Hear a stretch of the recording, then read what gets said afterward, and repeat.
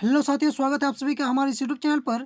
इस वीडियो में बात करने वाले हैं क्लास नाइन्थ, ठीक है, साइंस का मोस्ट इम्पॉर्टेंट क्वेश्चन। साइंस का वेरी वेरी इंपॉर्टेंट क्वेश्चन जो कि आपका एग्जाम से इतना इंपॉर्टेंट है कि आपका यहाँ से जो है 10 से 15 क्वेश्चन आपका यहाँ पर आने का चांसेस है। तो आप लोग शुरू से लेकर अंत तक वीडियो में बने रहेंगे, एक एक क्वेश्चन को देखेंगे बहुत ही बेहतरीन तरीके से समझते हुए। तो चलिए वीडियो को बिना लेट किए एक एक क्वेश्चन को हम लोग देखते हैं।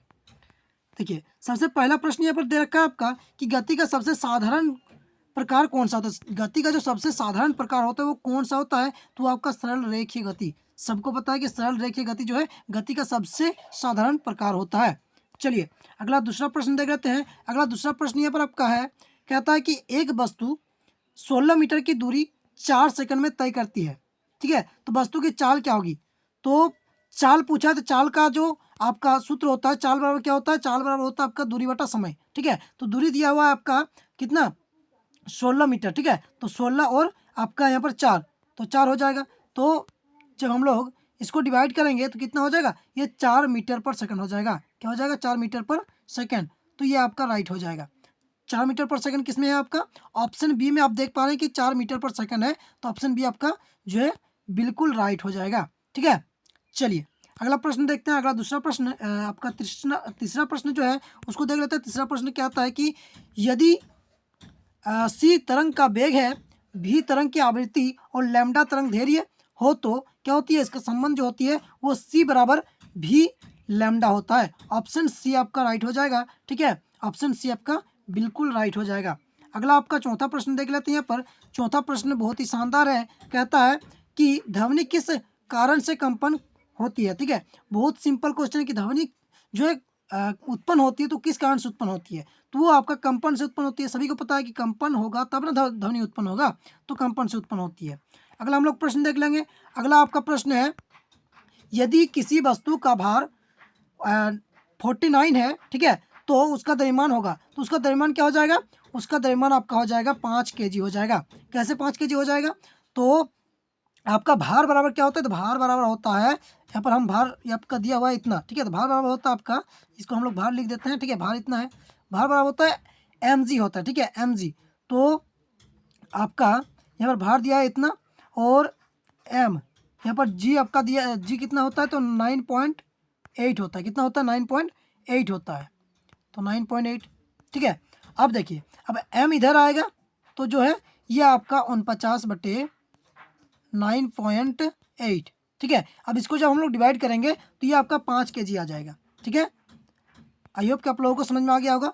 और इसी टाइप के प्रश्न जो है आपका पूछा जाएगा, तो आप लोग इसको जो है स्क्रीनशॉट मार लीजिए। ऐसा प्रश्न आपका पूछा जाएगा। भार बराबर क्या होता है, ठीक है, यहाँ पर भार बराबर सूत्र लिख दे रहे हैं कि भार बराबर होता है, भार बराबर होता है आपका mg होता है। क्या होता है, mg होता है। तो इसको आप लोग याद रखिएगा। चलिए अगला छठा प्रश्न देखते हैं। छठा प्रश्न क्या दे रखा है, कहता है विराम से मुक्त रूप से गिरते हुए पिंड द्वारा तय की गई दूरी समानुपाती होती है। तो किसकी समानुपाती होती है, गिरने के समय के वेग का। ठीक है, गिरने के समय का वेग का, ऑप्शन सी आपका राइट हो जाएगा।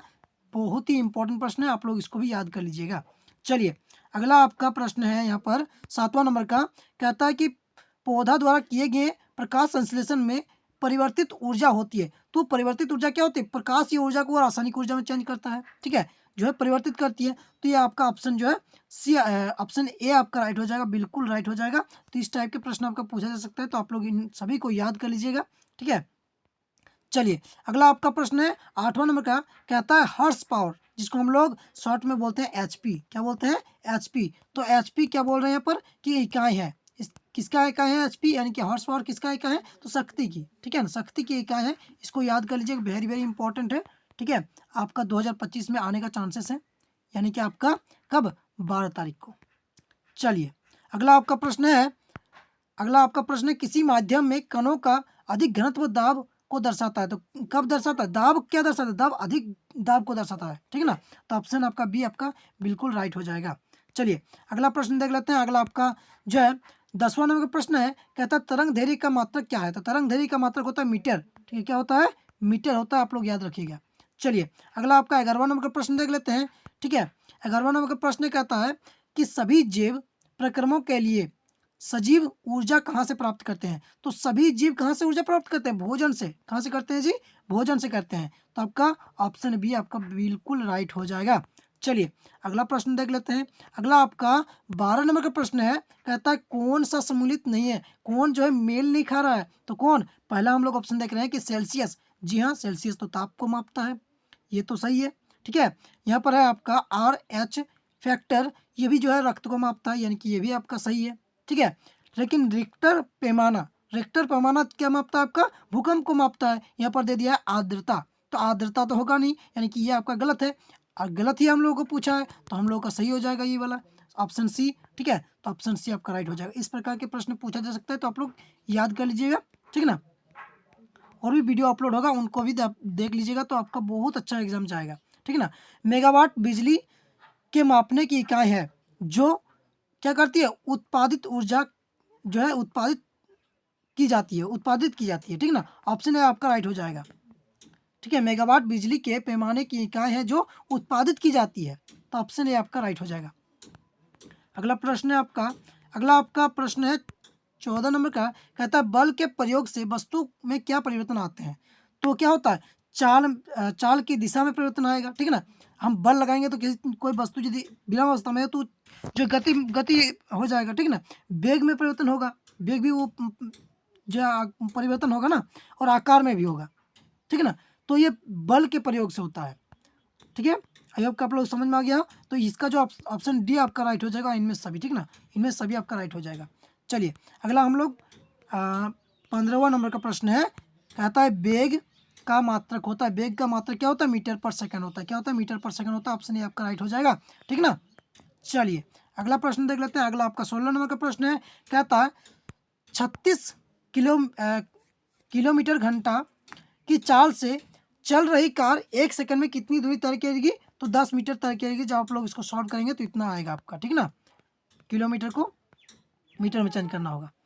और अगला आपका 17वां नंबर का प्रश्न है, कहता है कार्य जो बल एवं विस्थापन का गुणनफल होता है वो क्या होता है? वो सदिश राशि होता है। क्या होता है? सदिश राशि होता है जी। ठीक ना, चलिए अगला आपका प्रश्न है 18वां नंबर का प्रश्न है, कहता है वाट किस राशि का मात्रक है? वाट जो है शक्ति का जो है ऐसा मात्रक है। ठीक ना, यहाँ पर आपका एक ट्रिक काम आएगा कि शक्तिमान सबकी क्या करती है? बाट लगा देती है। ठीक है ना, शक्तिमान सबकी बाट लगा देती है, तो पता चल जाएगा कि शक्ति का ऐसा मात्रक वाट हो जाएगा। चलिए आई होप कि आप लोगों को समझ में आ गया होगा। चलिए अगला आपका प्रश्न है जो कि बहुत ही इंपॉर्टेंट है, बार बार पूछा जाने वाला प्रश्न है। ठीक है ना, मोस्ट रिपीटेड प्रश्न है ये। ठीक है ना, इसको आप लोग याद कर लीजिएगा। एवोगाड्रो संख्या का मान कितना होता है? तो एवोगाड्रो संख्या का मान होता है 6.022 इंटू 10⁻23। ऑप्शन सी आपका बिल्कुल राइट हो जाएगा। चलिए अगला प्रश्न देख लेते हैं। अगला आपका 20वां नंबर का प्रश्न है, कहता है कि कैंसर के उपचार में कोबाल्ट के किस समस्थानिक का प्रयोग होता है? तो कोबाल्ट के किस समस्थानिक का प्रयोग होता है? तो कोबाल्ट 60 का जो है आपका प्रयोग होता है। चलिए अगला प्रश्न देख लेते हैं। अगला आपका 21वां नंबर का प्रश्न है, कहता है केनाल किरने की खोज किसने की? ये भी बहुत इंपॉर्टेंट है, पूछा जा सकता है। ठीक है, तो आप लोग इसको भी याद कर लीजिएगा। इसको ही नहीं, सबको याद कर लीजिएगा, क्योंकि पूछने के बहुत सारे चांसेस है। बहुत ही इंपॉर्टेंट प्रश्न हम लेके आए हैं आप लोगों के लिए। तो केनाल किरने की खोज किसने की? तो ये आपका गोल्ड स्टीन ने किया था। किसने किया था? गोल्ड स्टीन ने किया था। ऑप्शन बी आपका बिल्कुल राइट हो जाएगा। अगला आपका 22 नंबर का प्रश्न है। 22 नंबर का प्रश्न कहता है कि पदार्थ के कणों के बीच क्या होती है? बिल्कुल लॉलीपॉप प्रश्न है। कहता है पदार्थ के कणों के बीच क्या होता है? रिक्त स्थान होता है। ठीक है ना, आपका पहला चैप्टर से है हमारे आसपास के पदार्थ, है ना, साइंस का, तो उसी चैप्टर से है।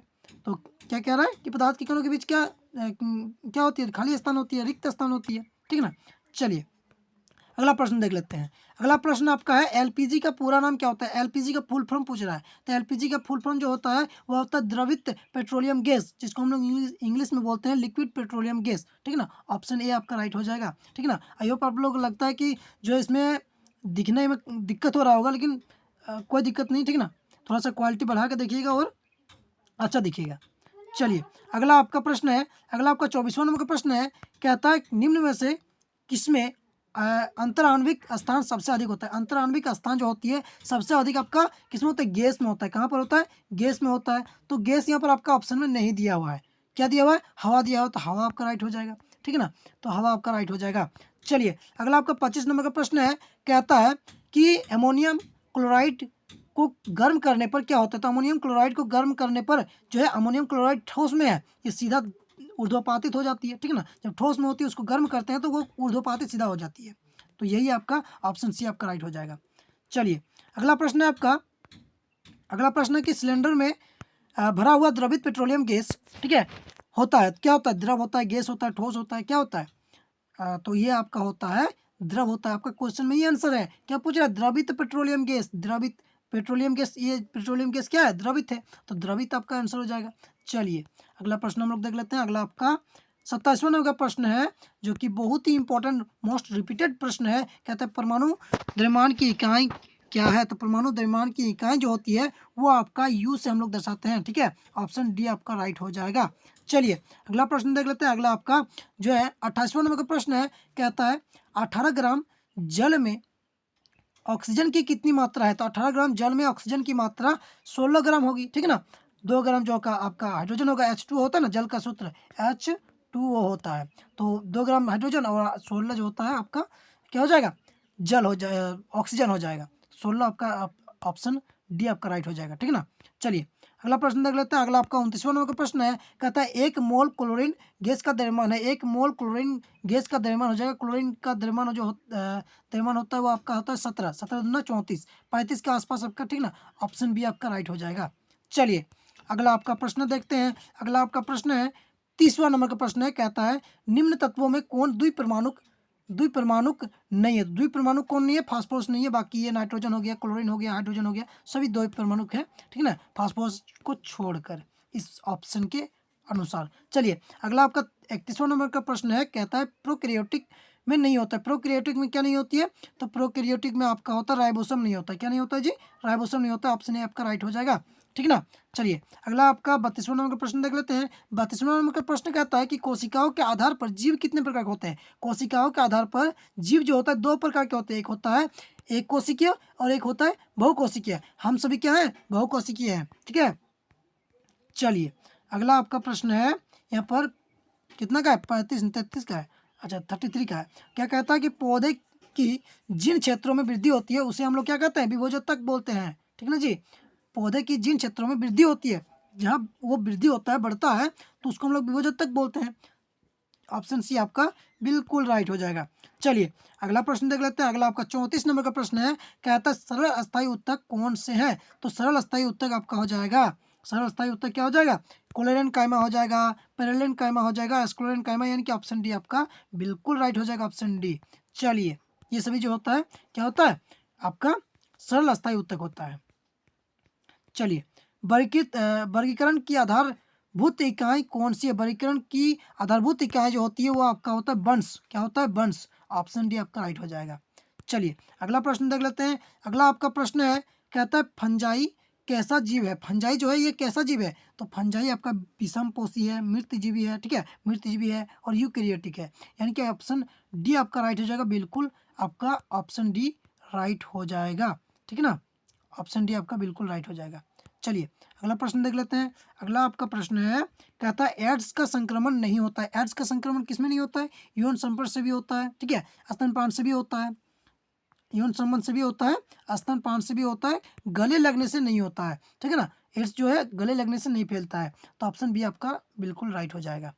चलिए इसी प्रकार अगला आपका 38 नंबर का प्रश्न देख लेते हैं। 38 नंबर का प्रश्न कहता है कि बैक्टीरिया से होने वाली रोग है, तो बैक्टीरिया से क्या क्या रोग होता है, तो बैक्टीरिया से आपका एक होता है एंथ्रेक्स होता है, ठीक ना, क्या होता है एंथ्रेक्स होता है। ऑप्शन आपका सी बिल्कुल राइट हो जाएगा। चलिए अगला प्रश्न है, अगला आपका पृथ्वी की कितनी सतह पर पानी से ढका हुआ है, तो पृथ्वी की कितनी सतह पानी से ढका हुआ है, तो 75%, आप सभी को पता है 75 जो परसेंटेज है वो आपका पृथ्वी पानी से ढका हुआ है। बहुत ही इंपॉर्टेंट और जो है लॉलीपॉप सवाल है। अगला आपका 40वां जो कि लास्ट प्रश्न है, कहता है पृथ्वी की ऊपरी उपजाऊ सतह जो क्या चट्टानों के अवक्षय से बनती है कहलाती है, क्या कहलाती है, मृदा कहलाती है। तो ऑप्शन आपका ए आपका बिल्कुल राइट हो जाएगा, ए, ठीक है। वीडियो अच्छा लगा हो तो लाइक कीजिएगा। ये जो था आपका 40 most important very very important question था, ठीक है। और अभी तक हमारे चैनल को सब्सक्राइब नहीं किया तो सब्सक्राइब कर लीजिएगा, ठीक है ना। और सभी दोस्तों में जितने भी आपका दोस्त हैं, ठीक है, सभी को क्या कीजिएगा, वीडियो को शेयर कीजिएगा, ताकि जो है उनको भी इन सभी क्वेश्चनों का लाभ मिल पाए। ठीक है ना, और रिकॉर्ड तोड़ के आप लोग जो है एग्ज़ाम से आए। चलिए मिलते हैं अगले वीडियो में, और भी बहुत सारे वीडियो जो है अपलोड करेंगे, कोई दिक्कत नहीं है। चलिए।